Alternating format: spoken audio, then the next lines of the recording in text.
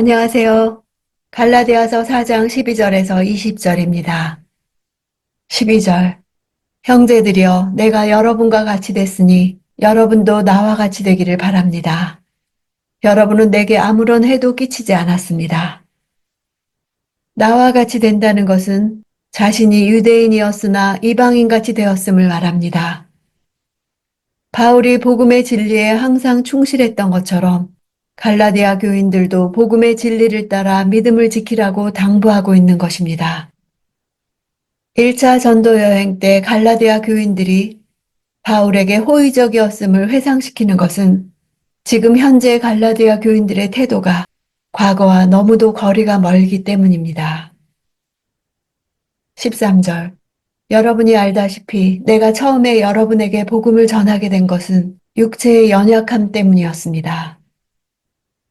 바울의 육체의 연약함은 안질 또는 간질, 말라리아 등 많은 추측이 있습니다. 바울은 1차 전도 여행 중 바보와 버가를 지나 갈라디아 지방으로 올라갔습니다. 버가는 해안의 저지대로서 습지로 인한 풍토병들이 많았는데 특히 말라리아가 심했습니다.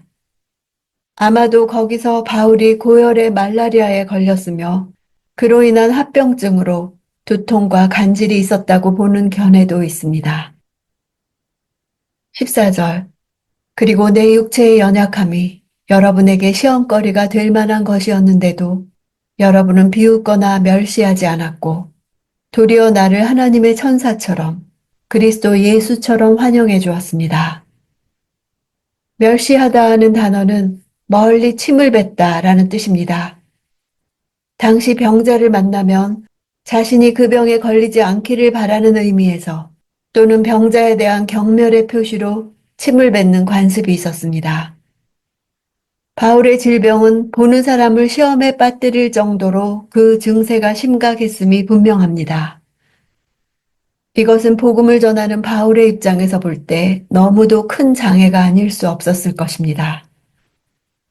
그럼에도 불구하고 갈라디아 교인들은 바울을 진심으로 환대하고 영접했습니다. 때문에 바울은 자신을 원수처럼 대하는 현재 갈라디아 교인들의 모습에 더욱 큰 아픔을 느끼는 것입니다. 16절. 내가 여러분에게 진실을 말해서 여러분의 원수가 됐습니까? 바울이 말한 진실은 바울이 지금 쓰고 있는 서신 앞부분에서 강경한 어조로 갈라디아 교인들에게 진리를 떠나지 말고 온전히 진리 가운데 서서 믿음을 지킬 것을 강권한 말입니다. 바울은 그들의 진짜 원수가 누구인지 밝히려 하는 것입니다. 17절. 그들이 여러분에게 열심을 내는 것은 좋은 뜻으로 하는 게 아니라 여러분을 이간하고자 함입니다.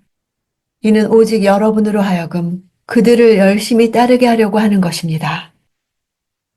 갈라디아 교인들은 거짓 교사들의 자기들을 향한 열심이 선한 의도에 의한 것인지 악한 의도에 의한 것인지를 파악하지 못했습니다. 이에 대해 바울은 그들의 분명한 의도에 대해 말하고 있습니다. 이간한다는 단어는 제외시키다 라는 뜻입니다.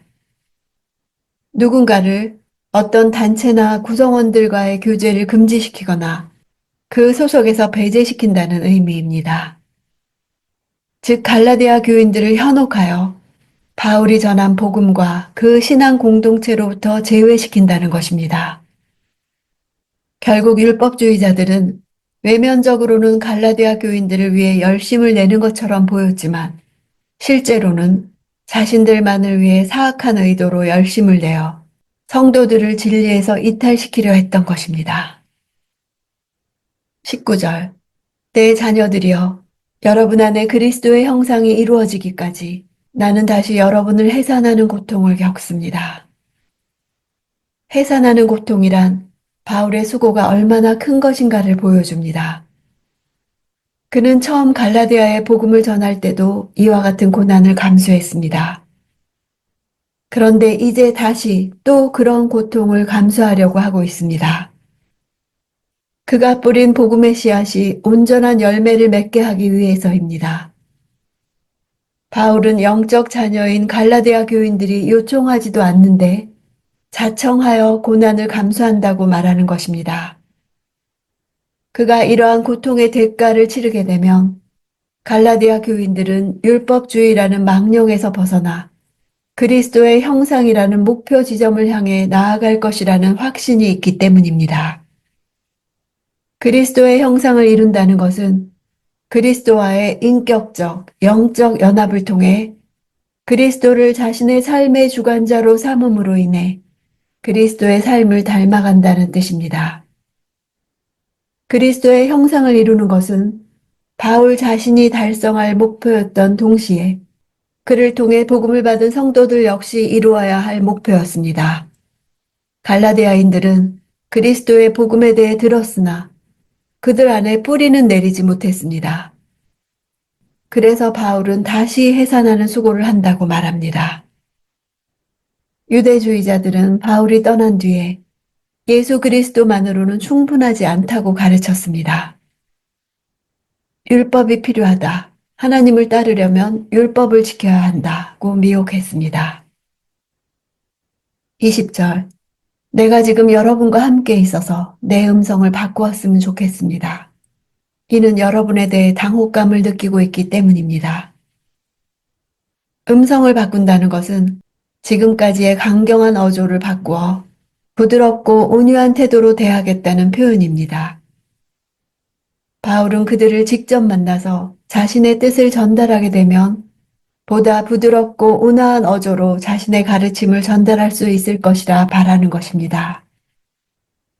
지금 바울은 직접 갈라디아 교인들을 만날 수 없어서 그들의 상황을 정확히 알 수 없기 때문에 당황스럽다고 말하는 것입니다.